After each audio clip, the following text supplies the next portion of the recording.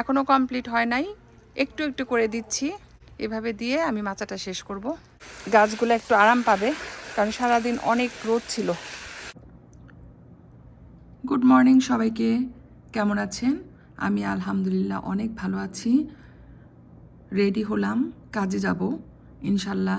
সারাদিন বিজি থাকব, আর গার্ডেনেও সময় দিতে হবে। সব কিছু আমি আপনাদের সাথে শেয়ার করব। বিকাল বোঝা যাচ্ছে না, মনে হচ্ছে দুপুর, কারণ সূর্যের তেজ অনেক বেশি স্ট্রং। বাতাস আছে সাথে, গাছের দোলা থেকে বোঝা যায় এই যে গাছগুলা কিভাবে দুলতেছে। তো এনিওয়েজ আমি একটু বাইরে যাচ্ছি লাউ গাছের জন্য মাচা কিনবো। তো আগে যাই, দেখি কোনটা ভালো হবে, যেটা ভালো হবে সেটাই নিব।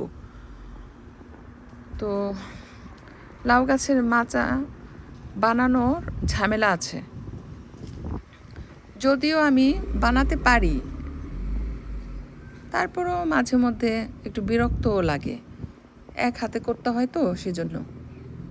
ভালোই গরম, সুন্দর ওয়েদার, এই সপ্তাহ পুরাটাই এরকম যাবে, তো আমি অনেক হ্যাপি।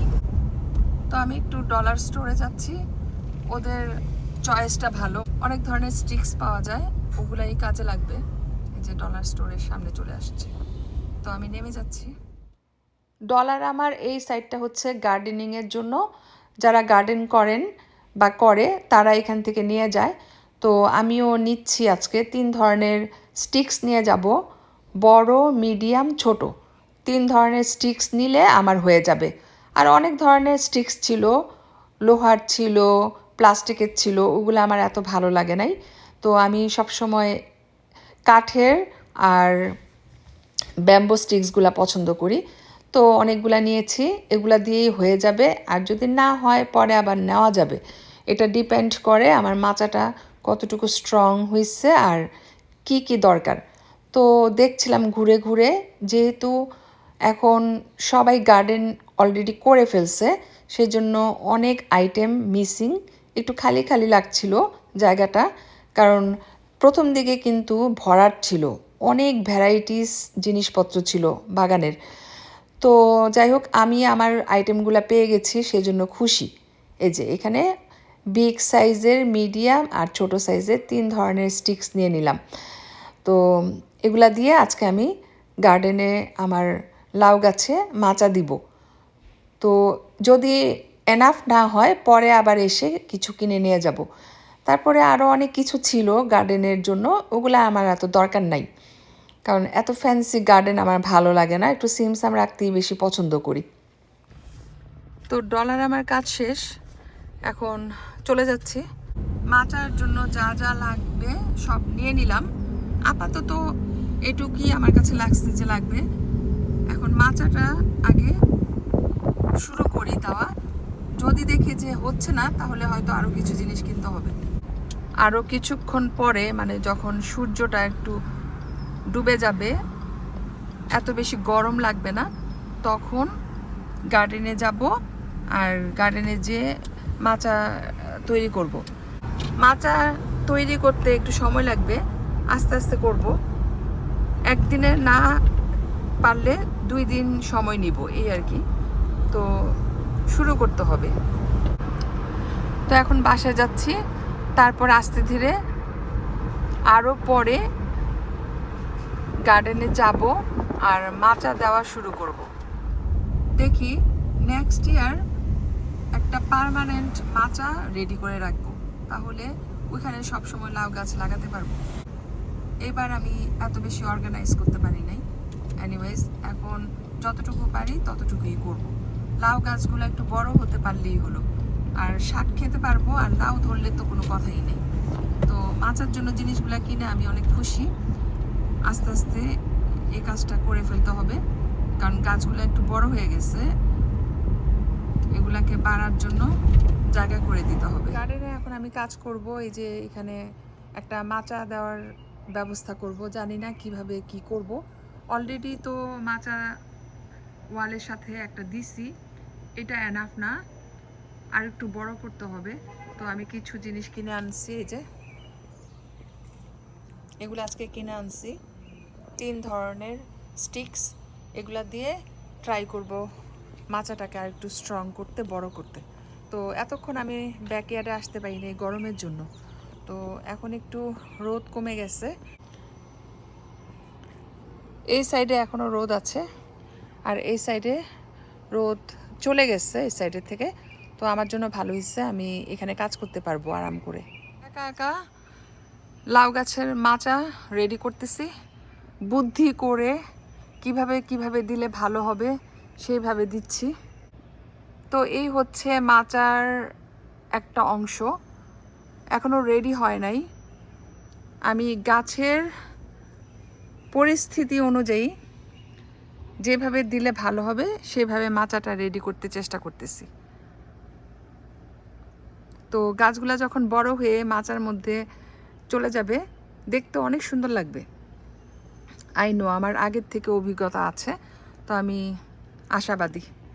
2টা গাছে অলরেডি ফুল চলে আসছে, এগুলা হচ্ছে পুরুষ ফুল। এখন ওয়েট করতে হবে স্ত্রী ফুলের জন্য, তারপর পরাগায়ন করাবো। তো এই গাছগুলা তো ফুল আসতেছে, এখনো ফুটে নাই, বাট এখানে ফুটে গেছে 2টা গাছে। তো শশা গাছের ফুল অনেক আসছে, শশাও ধরতেছে ছোট ছোট। করলা গাছটা এরকম, ইনশাল্লাহ হবে, সময় মতো সবই হবে।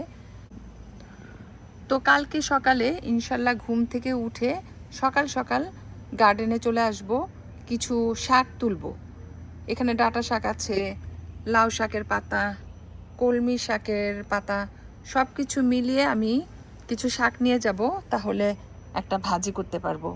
কারণ শাকগুলা নষ্ট করে লাভ নাই, রেখে দিলে শাক নষ্ট হয়ে যাবে। 2টা গাছ একটু বেশি বড় হয়ে গেছে আর এদিকের গাছগুলা এত বেশি বড় হয় নাই, তো আমি আস্তে আস্তে দিচ্ছি 1 বাই 1।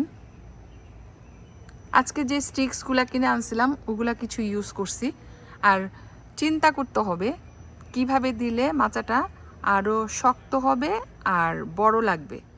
তো মাচা দেওয়ার সময় আমি কিন্তু প্ল্যান করি না, উইদাউট প্ল্যান যেভাবে দিলে ভালো হয় সেভাবে দিই। তো আমার কাছে এইভাবে দিতে ভাল লাগে, সেই জন্য খাড়াভাবে দিছি। লাউ গাছ যখন বড় হবে শাখা প্রশাখা বের হয়ে ছড়ায় ছিটায় যাবে, তো আমাকে মাচাটা ওইভাবেই রেডি করতে হবে।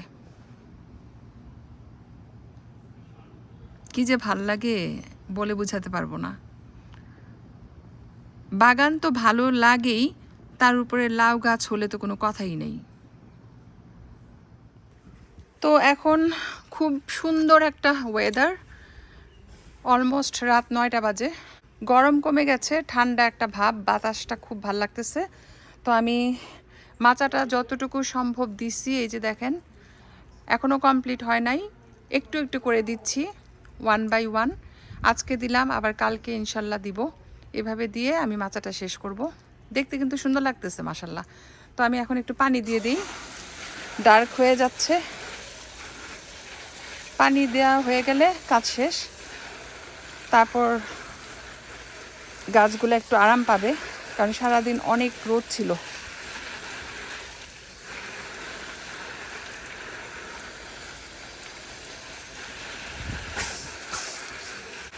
তো গাছের শাওয়ার হয়ে যাবে, তারপর আমিও নিজে শাওয়ার নিব। তো গাছের শাওয়ার দিচ্ছি এখন, তারপর আমি নিজে শাওয়ার নিব।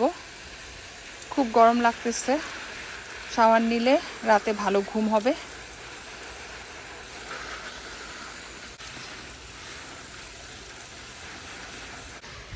তো এই যে অন্ধকার হয়ে যাচ্ছে, ভিডিওটা আমি এখানেই স্টপ করছি। সবাই ভালো থাকবেন, দেখা হবে নেক্সট ভিডিওতে।